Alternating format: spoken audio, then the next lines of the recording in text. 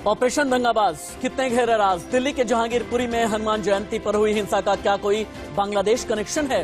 Delhi police case में आरोपी अंसार की कुंडली खंगालने में लगी है। पुलिस ने अंसार और उसके साथियों के मोबाइल की कॉल डिटेल रिकॉर्ड खंगालने शुरू किए।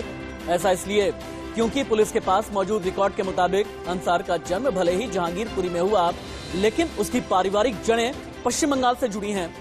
चाकू के साथ गिरफ्तार हुआ है अंसार। उस पर आर्म्स एक्ट का मामला पहले से चल रहा है। यही नहीं, उसके खिलाफ सट्टेबाजी के भी 5 मामले दर्ज हैं। पेशे से कबाड़ी का काम करता है। 5 मंजिला इमारत बना ली है। नमस्ते, मैं राशिद। दिल्ली दंगे पर सियासत जबरदस्त है। ओवैसी कहते हैं दिल्ली के जहांगीरपुरी में दंगा सरकार की तरफ से प्रायोजित किया गया था। सरकार चाहती थी कि हिंसा हो, यह कहना है ओवैसी का। इसके लिए बाकायदा इजाजत दी गई और हिंसा होने दी गई। ओवैसी आगे कहते हैं दंगे अचानक से नहीं होते, जब सरकार चाहती है तभी दंगे होते हैं। वहीं बीजेपी सांसद मनोज तिवारी भी अग्रेसिव हैं। केजरीवाल पर हमला बोल करके मनोज तिवारी कहते हैं दंगा की फैक्ट्री चलाती है आम आदमी पार्टी। लेकिन मेरे डिबेट के 5 सवाल हैं। सवाल नंबर 1, जहांगीरपुरी के दंगाबाज के कितने गहरे राज हैं? 2 दिन में 2 पत्थरबाजी संयोग है या प्रयोग? किसने तांडव मचाया, किसने अफवाह फैलाई? दिल्ली में कैसे भड़का दंगा? किसने किया षड्यंत्र? क्या दिल्ली दंगे का रिमोट किसी और शहर में था? दिल्ली में हिंसा के पीछे, बवाल के पीछे, उपद्रव दंगे के पीछे बवाली भाईजान कौन है? पहली बड़ी खबर, जहांगीरपुरी में हिंसा के बाद पुलिस का एक्शन जारी। पुलिस ने 25 आरोपियों को अभी तक गिरफ्तार किया है। ड्रोन से पूरे इलाके की निगरानी की जा रही है। हर संदिग्ध गतिविधि पर पुलिस की नजर रखी जा रही है। 360 डिग्री पड़ताल आप देखें, ग्राउंड जीरो रिपोर्ट। ऊपर की तस्वीरें दिखा रहे हैं जहां से शक है कि यहां से भी पत्थर फेंके गए थे, छत पर से पत्थर फेंके गए थे। और आप देखिए फॉरेंसिक टीम जो है वो इस बिल्डिंग के ऊपर लगी हुई टंकी के अंदर भी जो सबूत है वो तलाश रही है। ये एक्सक्लूसिव तस्वीरें आपके सामने इंडिया न्यूज पर हैं और आप देख सकते हैं कि घरों की टंकी पर पहुंचकर भी जो फॉरेंसिक टीम है किस तरह से जो एक-एक कड़ियां हैं जोड़ने की कोशिश कर रही है। इससे पहले आपको बता दें कि जो टीम है वो पास के धार्मिक स्थल पर गई थी जहां से जुड़ा हुआ ये पूरा विवाद जो है वो बताया गया। टंकी में ऐसा क्या कुछ छुपा कर रखा गया था, क्योंकि पेट्रोल बम वाली बात सामने आई है। ये पता चला है कि जो कीलें हैं वो बहुत भारी संख्या में एकत्रित करके रखी गई थी। इसके अलावा हथियार जो हैं छुपाने की बात सामने आई है। तो फॉरेंसिक टीम की इस जांच में ये साफ हो जाएगा कि कहीं इस टंकी में ऐसा कोई साजो सामान तो छुपा कर नहीं रखा गया था। मैं अपने साथी अवधेश को कहूंगा सामने दिखाएं। सामने आपको देखिए वो खंबे पर सीसीटीवी नजर आएगा। उसकी जो तार है या ऐसे दूसरे सीसीटीवी हैं उनकी तार को काटने की कोशिश की गई, पहले से काट दिया गया। यानी कि जो दंगाई हैं वो चाहते थे कि उनकी जो तस्वीरें हैं वो कैद ना हो। तो बहुत सारी चीजें ऐसी बताने वाला हूं जिससे आप हैरान रह जाएंगे और देश जान जाएगा कि किस तरह से सुनियोजित तरीके से सब कुछ किया गया था। लेकर चलते हैं, आपको लेकर चलते हैं। देखिए सबूत नंबर 1 यहाँ पर देख लीजिए। आप यहाँ पर देखेंगे ये सीसीटीवी आपको इस पोल पर नजर आएगा। लेकिन ऐसे जिस तरह से आगे जो पोल्स बढ़ रहे हैं उन पोल्स पर हमने वहां पर देखा कि वहां पर सीसीटीवी जो हैं वो गायब हैं, वो तोड़ दिए गए हैं, वो गायब कर दिए गए हैं। और निश्चित है पहले से सबूत मिटाने की कोशिश थी। ये मैं इसलिए बता रहा हूं आपको कि पैटर्न है, सीएए वाला पैटर्न है। दूसरा सबूत आप जान लीजिए, मैं आपको बता रहा हूं जो मैंने पूरी पड़ताल की है, पैटर्न सेम है। सीसीटीवी से आप समझ लीजिए कि पैटर्न सेम है। क्योंकि पैटर्न सेम किस लिए है वो हम आपको बता रहे हैं। कहां से आई कांच की बोतलें, कहां से आए भारी मात्रा में पत्थर, कहां से आई तलवारें, ये सब कुछ हमने सीएए में देखा था। यही नहीं, हमने अंसार के घर पर जाकर पूछताछ की, हमने बातचीत की उसकी पत्नी से। भले ही उसकी पत्नी ने आरोपों से इनकार किया, लेकिन ये पैटर्न। बहुत बड़ी खबर, बिग ब्रेकिंग, जहांगीरपुरी हिंसा के बांग्लादेश कनेक्शन का शक। आरोपी अंसार की कुंडली खंगालने में लगी है पुलिस। अंसार के बैंक खातों की भी जांच की जा रही है। मूल रूप से पश्चिम बंगाल का रहने वाला है अंसार। इस वक्त की बड़ी खबर, इस वक्त की बिग ब्रेकिंग, आरोपी अंसार की पूरी कुंडली खंगाली जा रही है। यानी दिल्ली, पश्चिम बंगाल, बांग्लादेश जितने भी कनेक्शंस हैं, अंसार के बैंक खातों की जांच की जा रही है। पिछले 3 साल में अंसार के बैंक खाते में कितने पैसे आए, कहां से आए, ये सब कुछ पता लगा रही है दिल्ली पुलिस। सीधे जहांगीरपुरी ग्राउंड जीरो का रुख कर लेते हैं। मेरे 2 सहयोगी मेरे साथ में जुड़े हैं, जतिन गोस्वामी सीनियर कोलीग और इसके अलावा शुभ्रा सुमन लाइव रिपोर्ट कर रहे हैं। जतिन, सबसे पहले आपके पास आते हुए पिछले 48 घंटे में फॉरेंसिक टीम, दिल्ली पुलिस की क्राइम ब्रांच ने क्या क्या खंगाला है। अंसार, असलम, सलीम चिकना, इसके अलावा गुल्ली के बारे में क्या क्या पता चला है। गुल्ली अभी भी फरार है। जितने गिरफ्तार हुए हैं, इंटेरोगेशन में, इन्वेस्टिगेशन में क्या क्या निकल करके सामने आया है। देखिए, सबसे पहले बता दें कि अंसार का जो कनेक्शन है वो पश्चिम बंगाल से निकला है। मूल रूप से वहां का रहने वाला है। दोकन गोरा, हल्दिया में एक जगह है जहां पर पश्चिम बंगाल पुलिस को इन्फॉर्म कर दिया है दिल्ली पुलिस ने। मैं साथ साथ तस्वीरें दिखाता रहूं, वो बहुत इंपॉर्टेंट है जो हम अपनी पड़ताल में बता रहे हैं। 360 डिग्री पड़ताल में हम बता रहे हैं। बाकी फॉरेंसिक टीम कल यहां पर पहुंची थी, घरों की छतों तक पहुंची थी और वहां पर बहुत कुछ कलेक्ट किया गया था। जो बोरों में भरकर पत्थर ले जाए गए थे वो भी हमने दिखाया था। घरों की टंकियों के जो छतों पर टंकियां लगी थी उसमें से सामान जो है वो निकाला गया था। तो साजिश के जो तार हैं वो दूर तक जुड़ रहे हैं और दिल्ली पुलिस कमिश्नर ने ये बताया है कि जो सोशल मीडिया है उस पर पूरी तरह से नजर रखी जा रही है, क्योंकि 48 घंटे पूरे होने से पहले एक बार फिर पत्थरबाजी होना। राशिद, आपके ही रिपोर्ट में हमने बांग्लादेश कनेक्शन किस तरह से जो पत्थरबाजी है वो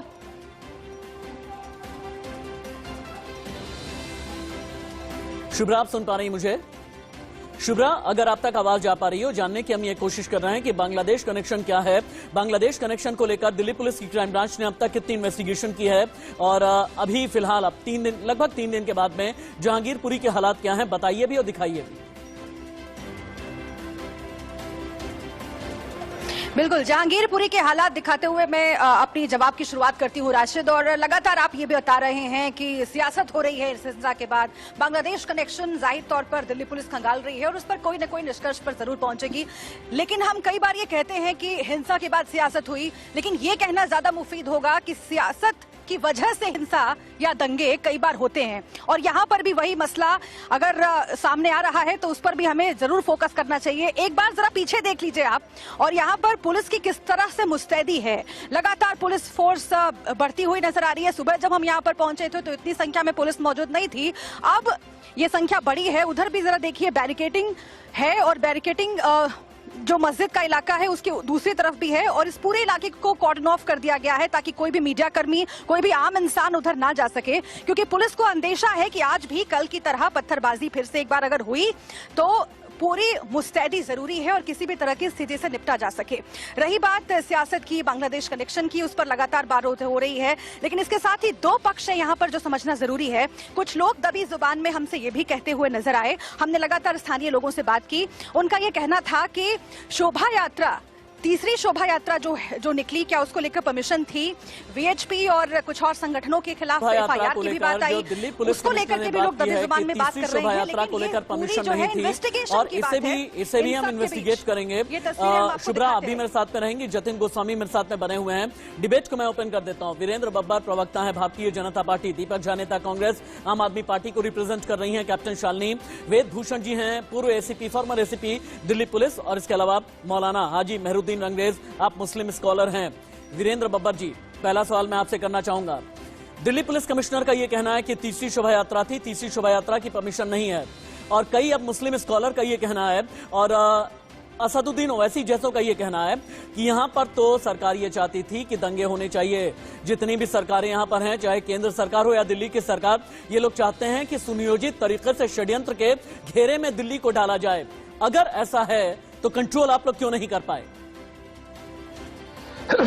देखिए राशिद भाई, मैं कहना चाहता हूं, जिस प्रकार से अभी आपने कहा कि दिल्ली पुलिस के कमिश्नर ने कहा है कि अनुमति नहीं थी। अनुमति के दो फेस होते हैं। एक फेस ये होता है कि आदमी पहले जो भी संगठन किसी प्रकार के कार्यक्रम का आयोजन करना चाहता है, वो दिल्ली पुलिस को अनुमति के लिए एक लेटर देता है कि भाई हम ये कार्यक्रम करना चाहते हैं, आप हमें अनुमति दीजिए। अब उसके बाद दिल्ली पुलिस ने अनुमति आगे नहीं दी। हेलो अनुमति नहीं दे। हाँ, बोले वीरेंद्र जी, आपकी आवाज आ रही है, बोलते रहे। तब तो ये रिजेक्ट हो जाता है। अगर आपकी आवाज आ रही है, अपने पास रख ली और उसके बाद कहीं किसी वजह से डिले हो गया अनुमति देना या ना देना, तो उसके अंदर जो आयोजक हैं, आप उनको भी सीधा दोषी नहीं ठहरा सकते, क्योंकि उन्होंने तो अनुमति मांगी ही थी।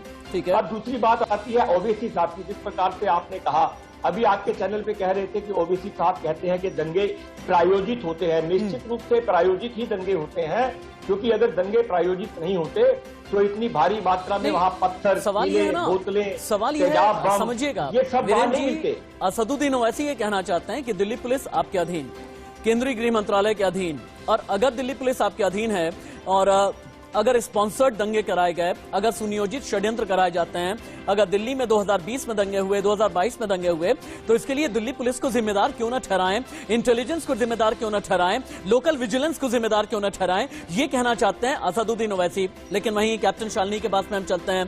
कैप्टन शालिनी, भारतीय जनता पार्टी के नेता, बीजेपी सांसद मनोज तिवारी का यह कहना है आम आदमी पार्टी दंगा कराने वालों की फैक्ट्री है, क्योंकि अंसार का संबंध आम आदमी पार्टी के साथ में है। हालांकि आम आदमी पार्टी का यह कहना है कि टोपी, झंडा, बैनर या नाम अपने साथ में कोई भी लगा सकता है, लेकिन मनोज तिवारी ये कहते हैं कि नहीं, सवालों के घेरे में अंसार है, सवालों के घेरे में आम आदमी पार्टी है, बिना के धुआं नहीं होता। मैम देखो, नमस्कार। देखिए, सवालों के घेरे में आम आदमी पार्टी नहीं है, सवालों के घेरे में केंद्र की सरकार है, जो भाजपा की पार्टी जो सरकार को चला रही है, जो सिर्फ दिल्ली नहीं, आप देखिए तो देश के कहीं ना कहीं हर किसी कोने में कहीं ना कहीं कुछ न कुछ इस तरह की आपराधिक गतिविधियां, असामाजिक तत्व जो लगे हुए हैं, जो देश की शांति व्यवस्था को भंग करने का काम कर रहे हैं। और ये सिर्फ और सिर्फ इससे सीधे किसकी राजनीतिक रोटियां सिकती है, किसको फायदा होता है? भाजपा को फायदा होता है। वीरेंद्र बब्बर जी, क्विक रिबटल, उसके बाद बाकियों के पास जाऊंगा। BJP versus Aam Aadmi Party, Virendra Babbar versus captain Shalini. ये बहुत समझने की बात है कि आम आदमी पार्टी का, दिल्ली सरकार का जो गवर्नेंस मॉडल है वो शिक्षा, स्वास्थ्य, रोजगार पे बात करता है। इनका मॉडल क्या है? गुंडागर्दी, लफंगई, दंगे, फसाद। इससे इनका वीरेंद्र बब्बर जी, क्विक रिबटल। वीरेंद्र बब्बर जी, क्विक रिबटल, उसके बाद बाकियों के पास जाना है मुझे। छाछ तो बोले सो बोले, छलनी बोले जिसमें छोटो छेद। भारतीय जनता पार्टी जैसी राष्ट्रवादी पार्टी के ऊपर जिस प्रकार से ये आरोप लगा रही है आम आदमी पार्टी का, मैं इनसे पूछना चाहता हूं, आज देश के अंदर 8-9 स्थानों पर इस प्रकार के दंगे जिस प्रकार से हनुमान जन्मोत्सव पे हुए, वहां किन किन की सरकारें थी? जहां गैर भाजपा सरकारें हैं, जिन राज्यों के अंदर गैर भाजपा सरकारें हैं, वहां इस प्रकार के प्रायोजित दंगे हो रहे हैं। और मैं आपको एक बात कहना चाहता हूँ, क्यों नहीं प्रायोजित दंगे आपका? नहीं, वीरेंद्र बब्बर जी, यहाँ पर आपको रोकना चाहूंगा। वीरेंद्र बब्बर जी, ऐसा नहीं है। गुजरात में आपकी सरकार है, कैप्टन शालिनी हो, वीरेंद्र जी हो, होल्ड। हाँ, ठीक है। वीरेंद्र बब्बर जी, आपका ये कहना है कि जहां पर भी भारतीय जनता पार्टी का शासन नहीं है, वहां पर प्रायोजित तरीके से दंगे कराए जा रहे हैं। तो फिर एमपी को लेकर आप क्या कहेंगे? गुजरात को लेकर आप क्या कहेंगे? साबरकांठा, बनासकांठा, आणंद, खरगोन, इंदौर, इन्हें लेकर के आप क्या कहेंगे? भाई, यहाँ पर तो आपका शासन है ना। अब ये मत कहिए ना कि जहां पर बीजेपी वहां सब कुछ ठीक ठाक। ये तो नहीं कह सकते वीरेंद्र जी। देखिए, जहां भाजपा है, जहां भारतीय जनता पार्टी की सरकार है, वहां दंगाइयों के ऊपर तुरंत कार्रवाई होती है। अभी तक दिल्ली के मुख्यमंत्री का एक बयान नहीं आया। दिल्ली में तो लॉ एंड ऑर्डर आपके पास से करिए ना, कौन मना कर रहा है आपको? आप जो है, ओके, ठीक है। कैप्टन शालिनी, वीरेंद्र बब्बर जी आप रुक जाएं। वेदभूषण जी को लेकर के आते हैं। वेदभूषण जी, मैं बड़े कैनवास की बात सबसे पहले करूंगा, उसके बाद मैं टेक्निकली जहांगीरपुरी दंगे पर मैं जाऊंगा। बार बार दिल्ली दंगों की आग में झुलसती क्यों है? ये दिल्ली के सोशल फैब्रिक की कमी है, सियासत की कमी है, विजिलेंस की कमी है, इंटेलिजेंस की कमी है। 1984 दंगा, 1990 दंगा, 1992 दंगा, 2014 दंगा, 2020 दंगा, 2022 दंगा। क्यों वेदभूषण जी? राशिद जी, पहले जो अभी डिबेट चल रही थी परमिशन को लेकर, मैं उसको क्लियर करके फिर दंगों की बात पर आता हूँ। ये आपके चैनल के माध्यम से बड़ा कंफ्यूजन है, आज तक कंफ्यूजन तमाम चैनल्स के ऊपर। मैं क्लियर करना चाहता हूँ, 3 एप्लीकेशंस लगाई गई थी इस परमिशन के लिए। एक एप्लीकेशन 25 तारीख को, दूसरी एप्लीकेशन 30 तारीख को, दोनों विद एक प्रोसीजर के तहत उनको परमिशन ग्रांट कर दी गई। ये जो तीसरी एप्लीकेशन थी, प्रॉपर थाने के अंदर एसएचओ को रिसीव कराई गई थी, एसएचओ ने रिसीव करके मोहर लगा के दी थी। और ये एक प्रोसेस के तहत एसीपी ऑफिस जाती है, इसकी वेरिफिकेशन होती है, ऑर्गेनाइजर से कॉन्टैक्ट किया जाता है। चूंकि समय कम था और कॉन्टैक्ट नहीं हो पाया, तो इसका मतलब ये नहीं कि पुलिस ने उसकी कॉग्निजेंस नहीं ली, वहां पर पुलिस की प्रेजेंस थी, पुलिस का प्रॉपर अरेंजमेंट था। अब मैं आपकी दंगों की बात पर आता हूं, तो ये कंफ्यूजन आपका दूर होना चाहिए। और मैं आपको जिम्मेदारी से कह रहा हूं, इस दिल्ली शहर में मैं 3 साल पार्लियामेंट एसीपी रहा हूं, एक नहीं हजारों ऐसे प्रोसेशन, हजारों बता रहा हूं, आप जाके रिकॉर्ड चेक कर लीजिए, जिनकी परमिशन नहीं थी फिर भी दिल्ली पुलिस ने उनको करने दिया, क्योंकि ये धार्मिक मसले होते हैं। जब ताजियों का जुलूस निकलता है, बहुत से ताजी ऐसे होते हैं जिनकी परमिशन नहीं होती, फिर भी हम लोग परमिशन उनको अलाउड करते हैं। सिखों का बहुत से ऐसे पर्व होते हैं जिनमें की परमिशन नहीं होती, सिखों को भी अलाउ नहीं। एक बात ये बताइए, ठीक है, अलाउ करना नहीं करना पूरी तरीके से पुलिस के विवेक पर निर्भर करता है, ये फैसला करना ये पुलिस का काम होता है। लेकिन एक बात ये बताइए, अगर जुलूस में दिल्ली पुलिस खड़ी रहे, वहां पर हथियारों की ब्रांडिंग होने लगे, वहां पर पिस्टल की ब्रांडिंग, तलवारों की ब्रांडिंग, चाकू की ब्रांडिंग, लाठी डंडे की ब्रांडिंग होने लगे, तो क्या दिल्ली पुलिस मुंह दर्शक बनी रहती है? राशिद जी सिग्नल कट गए, आप राशिद जी सिग्नल कट गए, राशिद जी आपके सिग्नल कट गए। वेदभूषण जी सुन पा रहे हैं आप मुझे? वेदभूषण जी आवाज आ रही है क्या? ऑडियो टीम सुन पा रहा हूं। हाँ, अब मैं ये जानना चाहता जी, आ रही है हूँ आवाज, कि ठीक है, अलाउ करना नहीं करना अलग बात है, लेकिन हथियारों की ब्रांडिंग रोकना ये भी तो दिल्ली पुलिस का काम है ना।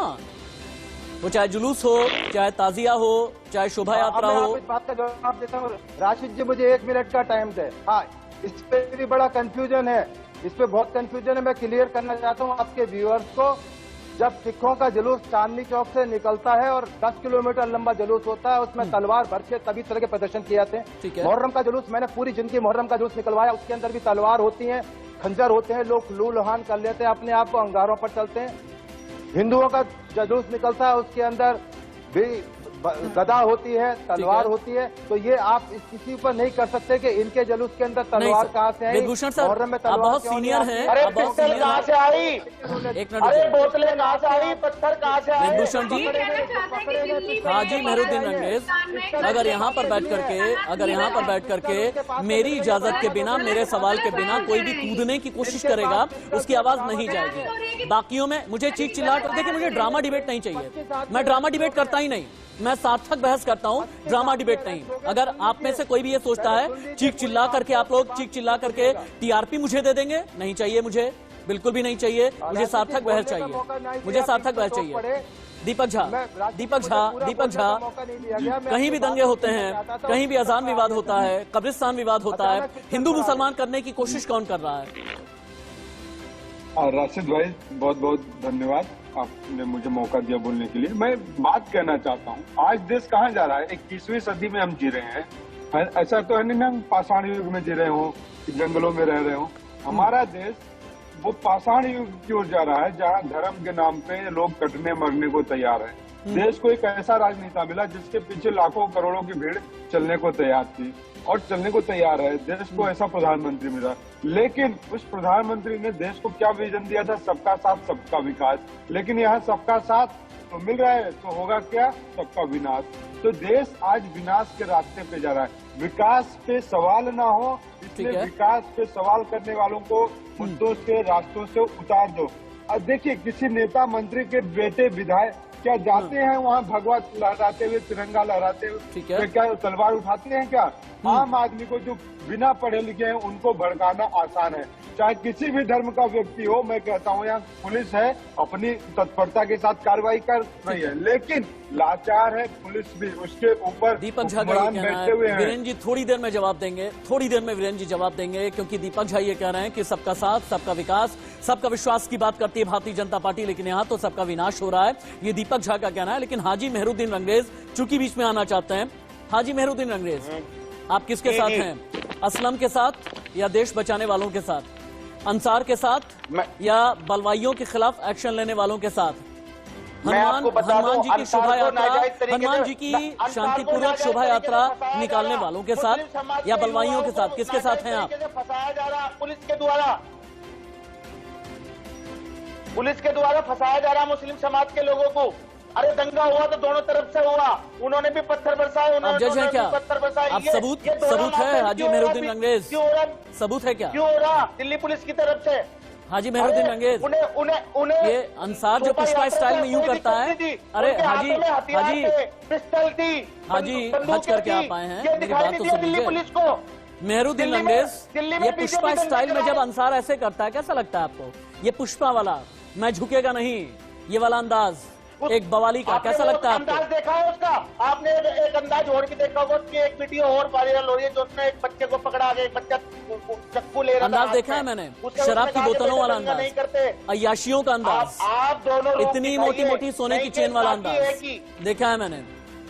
हाँ जी, मेहरुद्दीन देखा है अंग्रेज, वीडियो? देखा है मैंने। वो उसे दंगे का आरोपी बना रहे हैं और तब के आरोपी। राशिद जी, may I come in? ये विक्टिम कार्ड खेलना बंद करें आप।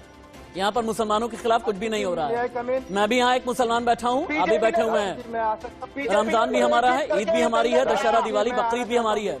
ये विक्टिम कार्ड खेलना बंद करें आप, बंद कीजिए विक्टिम कार्ड खेलना। वीरेंद्र बाबा जवाब दें। वीरेंद्र बाबा जी बीच में आए आप। दीपक झा का ये कहना है, सबका साथ सबका विकास, लेकिन विश्वास कहाँ पर है? वीरेंद्र बाबा जी। देखिए राशिद भाई, अभी आप ये जो हमारे मुस्लिम धर्मगुरु बैठे हैं, हाँ। जिस प्रकार से इन्होंने शब्दों का जो चयन किया, आपने देख लिया, इनकी भावना स्पष्ट रूप से दिखती है। जिस प्रकार से हथियार, गैर कानूनी हथियार हाथ में होना, उस गैर कानूनी हथियार से गोली चलाना और उस गैर कानूनी हथियार से पुलिस अधिकारी पर गोली चलाना, ये दिखता है कि भावना क्या है। इतना भी डर नहीं है। गैर कानूनी हथियार आम आदमी अपने हाथ में रख नहीं सकता, उससे गोली चलाना तो दूर की बात है, और गोली चलाना और पुलिस वाले के ऊपर गोली चलाना, और उसके मेहरुद्दीन बाद अंग्रेज जो यूं ऐसे बंदूक ताने हुए जो है वीडियो में जो दिखाई दे रहा है, जो पत्थर मारते दिखाई दे रहे हैं, दोनों ही लोग रुक जाएं, दोनों लोग रुक जाएं। बहुत बड़ी खबर आ गई है, जहांगीरपुरी हिंसा को लेकर गृह मंत्रालय बहुत सख्त हो गया है। गृह मंत्री अमित शाह ने दिए सख्त एक्शन के निर्देश। कार्रवाई ऐसी होनी चाहिए जो मिसाल बने, ये कहना है गृह मंत्री अमित शाह का। अमित शाह दिल्ली के संवेदनशील इलाकों में सुरक्षा बढ़ाने पर जोर दे रहे हैं। दिल्ली पुलिस को सख्त ताकीद की गई है। एक्शन ऐसा होना चाहिए जो पूरे देश के लिए और दंगाइयों के खिलाफ, बलवाइयों के खिलाफ, उपद्रवियों के खिलाफ मिसाल बने। ये केंद्रीय गृह मंत्रालय ने एक तरीके से फ्री हैंड दे दिया है कि दिल्ली में जो दंगा करते हैं, जो सियासी पंगा करते हैं, हर किसी की खबर मिलनी बहुत जरूरी है, लेकिन सियासी पंगा करने वालों को कैसे बंद किया जाए? वेदभूषण जी, अब आप बीच में आ जाएं। आपने ये कहा कि सिख जो हैं कृपाण लेकर के, मेरी बात सुन लें आप, सिख जो है कृपाण लेकर के चल सकते हैं, ठीक बात है। आपने ये कहा कि अगर मुहर्रम का जुलूस निकलता है, जलते अंगारों पर मुसलमान निकल सकते हैं, ठीक है, लेकिन वहीं पर आर्म्स एक्ट के बारे में जो मेरी सीमित जानकारी है, 9 इंच से ज्यादा, 9 इंच से बड़ी तलवार नहीं ली जा सकती, 1, 9 इंच से बड़ा चाकू नहीं लिया जा सकता, 2, कोई ऐसे छुरी नहीं आप ले सकते हैं जिसका किचन में इस्तेमाल किया जाता हो, आप हथियारों की अनैतिक ब्रांडिंग नहीं कर सकते हैं। क्या आपको लगता नहीं कि जम करके दोनों ही समुदाय की तरफ से धज्जियां उड़ाई गई हैं, चाहे जुलूस हो चाहे शोभा यात्रा? राशिद जी, पहले तो मैं क्लियर कर दूं, इसमें 25 गिरफ्तारियां हुई हैं, उसमें 8 हिंदू भी अरेस्ट हुए। मैं पुलिस ऑफिसर हूं, इसलिए जिम्मेदारी से बात करूंगा। आप मेरी बात ध्यान से सुने। मैं आपकी बात से एग्री करता हूं कि जहां आपने जो मापदंड बताए हैं वो बिल्कुल ठीक है, परंतु चूंकि एक बटनदार हथियार या क्राइम में इस्तेमाल करने के लिए जो हथियार हैं, उनकी डेफिनेशन आर्म्स एक्ट में बिल्कुल क्लैरिफाई की गई है। तलवार, अभी आप रकाबगंज गुरुद्वारे के बाद तलवारें बिक रही हैं, आप खरीद सकते हैं, पूरे हिंदुस्तान में अलाउड है, उसमें कोई भेदभाव नहीं है। और जहां तक पुलिस की अरेस्ट का संबंध है, पुलिस एविडेंस के आधार पर अरेस्ट किया है जिन लोगों को अरेस्ट किया है। अब पिस्टल की बात आ रही थी, पिस्टल बिल्कुल हवा में चलाता हुआ। नंबर 2, जब पुलिस अरेस्ट करने गई सोनू चिकना को, तो बिना हिजाब की औरतों ने पथराव किया। वो औरतें कहां से आगे, पत्थर क्यों बरसाए गए पुलिस पे? अब तो उस टाइम दंगा नहीं हो रहा था, उस टाइम तो पुलिस अपना काम करने गई थी, उसके बावजूद क्यों पत्थर बरसाए गए? मैं जवाब पूछना चाहता हूं, जो आपके अभी चैनल पर बैठे हुए थे, वो ऐसा क्यों कह रहे हैं और ये क्यों भेदभाव कर रहे हैं? सारे मुसलमान, अब आपको बीच में आना चाहिए।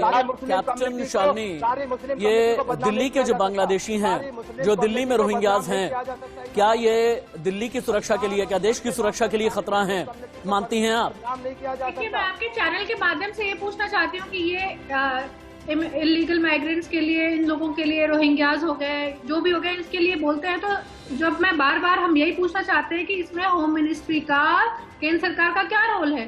हर चीज के लिए जब लॉ एंड ऑर्डर, अगर आपको लगता है कि इलीगल माइग्रेंट्स हैं, तो केंद्र की सरकार उनके लिए क्या कार्रवाई कर रही है? दिल्ली सरकार, आप उनको आधार कार्ड, राशन कार्ड आप दे रहे हैं मैडम, और जो आप बता रहे हैं उनको, हमारे जो आप आधार कार्ड आप प्रोवाइड कर रही हैं उनको, राशन कार्ड आप दे, आपके विधायक उनको बता रहे हैं, 10,000 रुपया उनको महीना दे रहे हैं, अवैध कब्जे करा रहे हैं, उनके लिए कैंप लगवा रहे हैं, आप उनको पूरी तरह से वीरेंद्र बब्बर जी, आप लोग ये कहते हैं कि पश्चिम बंगाल में, असम में, दिल्ली में, पश्चिमी उत्तर प्रदेश में जितने भी इलीगल इमिग्रेंट्स हैं वो देश के लिए खतरा है।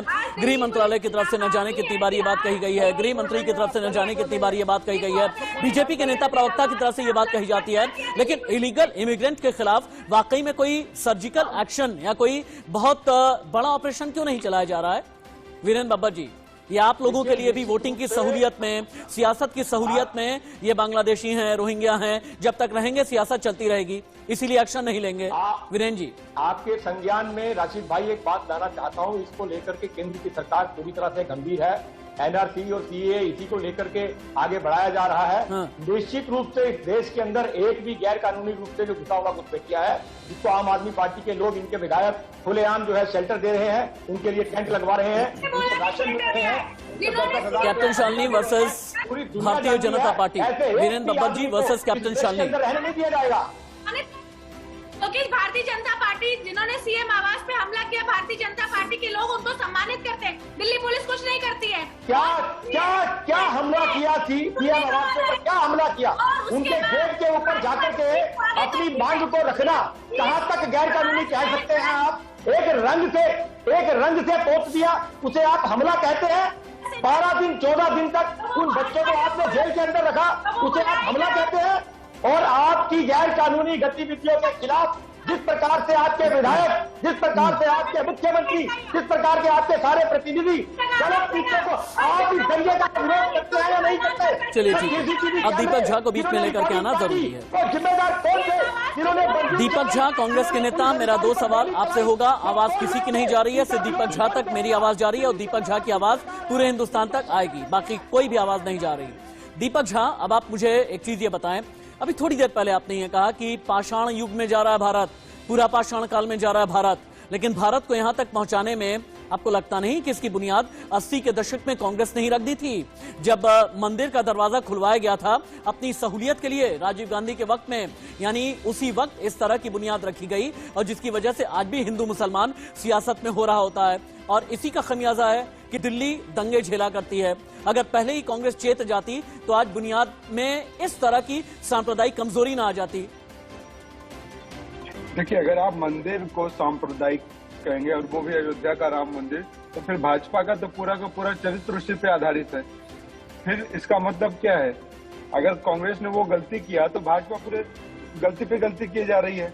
अगर भाजपा ये कह दे कि कांग्रेस की वो गलती थी राम मंदिर का ताला खुलवाना और पूजा करना, तो भाजपा ये भी कहे कि आज हमने गलती किया राम मंदिर बनवा के पूरे देश में जो हम एजेंडा चला रहे हैं। अगर अपनी गलती एडमिट कर ली है दीपक झा, तो एक गलती और भी एडमिट कर लीजिए ना कि इलीगल इमिग्रेंट, एडमिट की बात नहीं कर रहा हूं, अवैध तरीके से रहने वाले बांग्लादेशी, अवैध तरीके से रहने वाले रोहिंग्याज, इन लोगों को निकाला नहीं गया, इसके पीछे भी कांग्रेस की गलती है, ये भी एडमिट कर लें आप। देखिए, आप कह दीजिए उस देश में जितने भी मुसलमान हैं सब अवैध तरीके से रह रहे हैं, क्योंकि कांग्रेस ने 1947 में जब देश का विभाजन हुआ था, महात्मा गांधी की गलती कह दीजिए, नेहरू की गलती निकालना बड़ा आसान है राशिद भाई।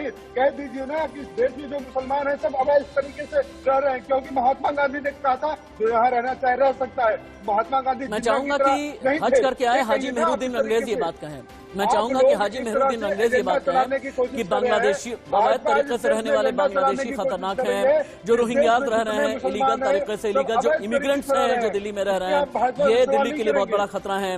आगे मैं हाजी मेहरुद्दीन रंगरेज से सवाल करूंगा, लेकिन हाजी मेहरुद्दीन रंगरेज, आप विक्टिम कार्ड नहीं खेलेंगे, आपका इस्लाम खतरे में नहीं रहेगा, मुसलमान खतरे में नहीं है, सीए एनआरसी का आप रोना नहीं गाएंगे, और इस रोने के अलावा सिर्फ आप सुरक्षा की बात करेंगे, देश के सोशल फैब्रिक की बात करेंगे। इस तरह की उम्मीद एक हाजी से, हज करके आए एक शख्स से मैं करता हूं।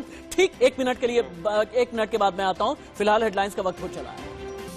डिबेट को एक बार फिर से हम ओपन कर देते हैं। कैप्टन शालिनी, प्रवक्ता आम आदमी पार्टी, भारतीय जनता पार्टी के प्रवक्ता वीरेंद्र बब्बर मेरे साथ में हैं, दीपक झा नेता कांग्रेस, वेद भूषण जी पूर्व एसीपी दिल्ली पुलिस। लेकिन पहले चलते हैं मेहरुद्दीन रंगरेज जो कि मुस्लिम स्कॉलर हैं, हाजी हैं आप मेहरुद्दीन रंगरेज।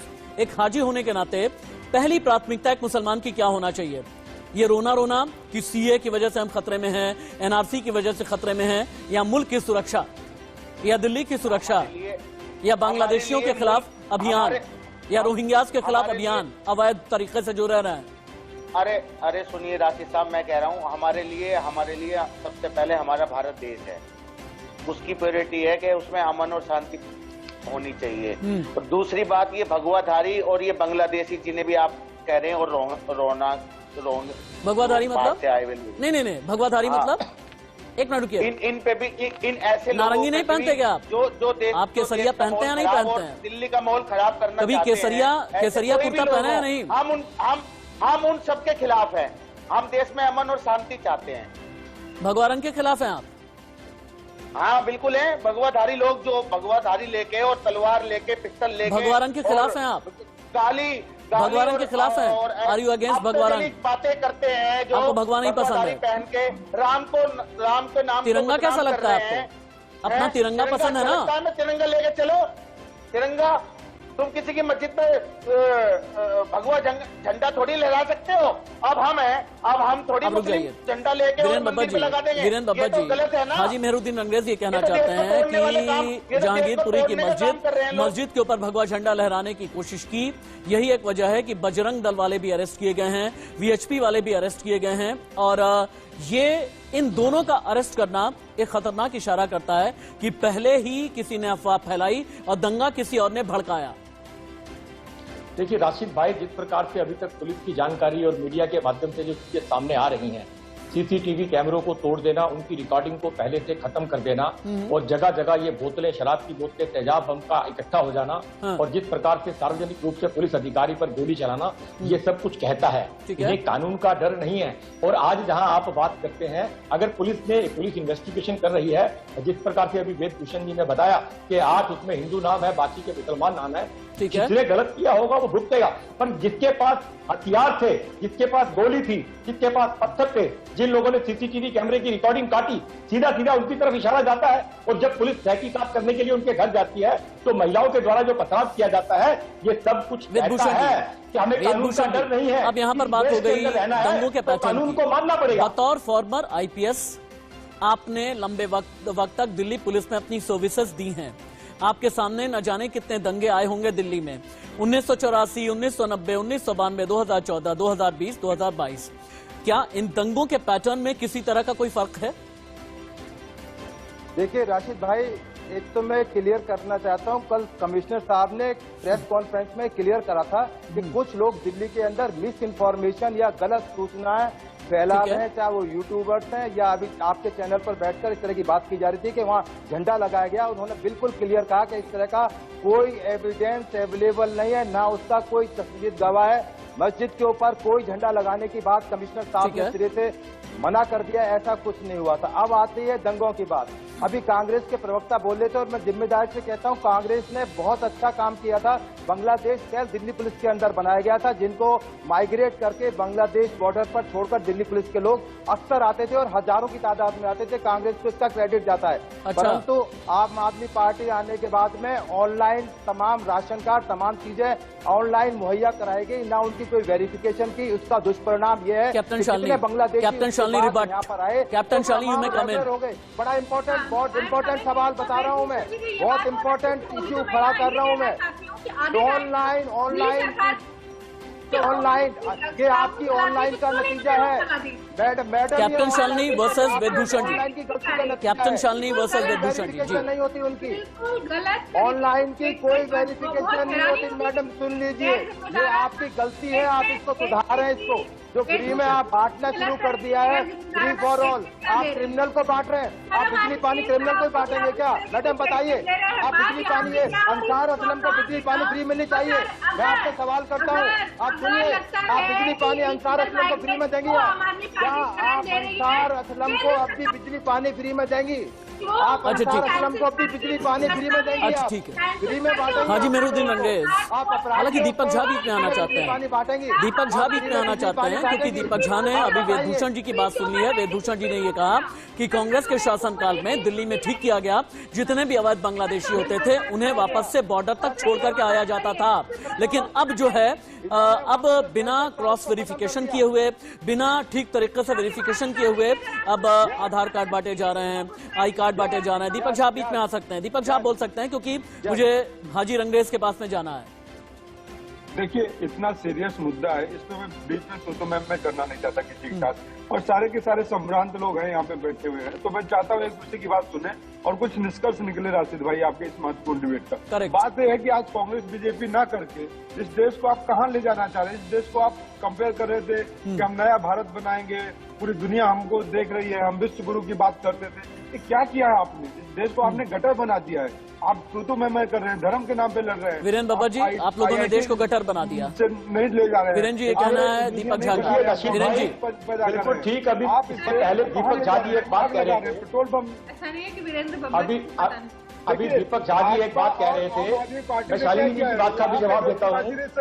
अभी दीपक झा जी एक बात कह रहे थे कि राम मंदिर का ताला खुलवाना इनके लिए गलती थी और बीजेपी ने गलती को आगे बढ़ाया, हमें राम मंदिर पर गर्व है। मैं आपसे एक बात पूछना चाहता हूँ दीपक जी, लोकसभा के अंदर हिंदू कॉमन बिल किसने पास करवाया था? सिविल कॉमन बिल क्यों नहीं लाया गया? हिंदुओं के साथ ये विश्वासघात किसने किया था? और रही बात अभी आम आदमी पार्टी की प्रवक्ता बात कर रही थी, तो मैं पूछना चाहता हूँ मौलवियों की तनख्वाह और मंदिरों के हाजी मेहरुद्दीन रंगरेज, ठीक है, अब बाकी सारी आवाजें, बाकी कोई आवाज नहीं जा रही है, मैं फिर से कहूंगा मेरी आवाज जा रही है और हाजी मेहरुद्दीन रंगरेज जवाब देंगे। हाजी मेहरुद्दीन रंगरेज, आपका ये कहना है ना कि यानी आपका ये मानना है ना कि वहां पर समुदाय विशेष यानी मुसलमानों के खिलाफ कोई षड्यंत्र किया गया, अपने धर्म को बचाने के लिए भीड़ निकल करके आई और उन्होंने बलबा कर दिया, यही कहना चाहते हैं आप? आपको डिबेट पे बैठने के संस्कार आने चाहिए। अभी आप वेदभूषण जी से बदतमीजी कर रहे थे, अब आप मुझसे इस प्रकार से बात कर रहे हैं। आप लॉजिकल बात कीजिए ना। हाजी मेहरुद्दीन रंगरेज, हाजी मेहरुद्दीन रंगरेज, शालीनता नहीं है जी जी आपके जी अंदर, शालीनता नहीं है, शालिनी है। हाजी मेहरुद्दीन रंगरेज, ठीक है, आप रुक जाएं, आप लोग रुक जाएं। हाजी मेहरुद्दीन रंगरेज बोलेंगे। हाजी मेहरुद्दीन रंगरेज, क्या तलवार और कट्टा निकालना धार्मिक है? क्या लाठी और डंडे चलाना धार्मिक है? क्या गालियां देना धार्मिक है? पत्थर चलाना धार्मिक है? क्या तलवार और कट्टा आपके धर्म का हिस्सा है? हाजी मेहरुद्दीन रंगरेज, हाजी मेहरुद्दीन रंगरेज, बिल्कुल भी नहीं है, वो मत सिखाए आपको कैसे देश को चलाना है। बिल्कुल भी नहीं है।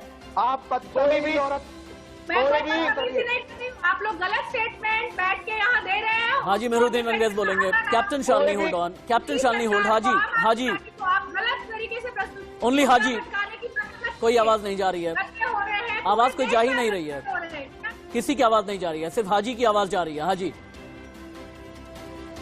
जी क्या कह रहे थे, पूछिए। मैं ये पूछना चाहता था कि क्या कट्टा चलाना धार्मिक है? क्या तलवार चलाना धार्मिक है? क्या पत्थर चलाना धार्मिक है? क्या दंगा करना धार्मिक है? अगर है यात्रा में पत्थर तो शर्म है मुझे ऐसे धर्म पर। वो पिस्तौल और वो तलवार हजारों की तादाद में कहां से आई, ये पुलिस को बताना पड़ेगा। सोनू चिकना के पास कहां से आई? गुल्ली के पास कहां से आई? अंसार के पास में कहां से आए लाठी डंडे? उसका भी पता लगाना चाहिए कि उसके पास हथियार कहां से आया। तो एक बार ये बोलते हैं कि मुझे, पानी का पानी। हाजी एक बार ये बोलें, हाजी एक बार आपको ये बोलना पड़ेगा कि मुझे ऐसे मुसलमानों पे शर्म आती है जो दिल्ली का माहौल खराब करते हैं। आप एक बार ये बोलते हैं, हाजी मेहरुद्दीन रंगरेज, आप एक बार ये बोलते हैं। कैप्टन रुक जाए ना, जी बोलिए। आप एक बार ये कह देना कि ऐसे मुसलमानों पर शर्म आती है जो दिल्ली में दंगा करते हैं। बिल्कुल, मैं बोल रहा हूँ अभी भी, अगर कोई मुस्लिम करता है या कोई हिंदू करता है, वो एक शख्स करता है, पूरे समाज को दंडित नहीं किया जा सकता। वीरेंद्र बाबा जी, कैप्टन शालिनी, दीपक झा जी, वेदभूषण जी, मौलाना हाजी मेहरुद्दीन रंगरेज, बहुत बहुत शुक्रिया आपका मेरी डिबेट में पार्टिसिपेट करने के लिए।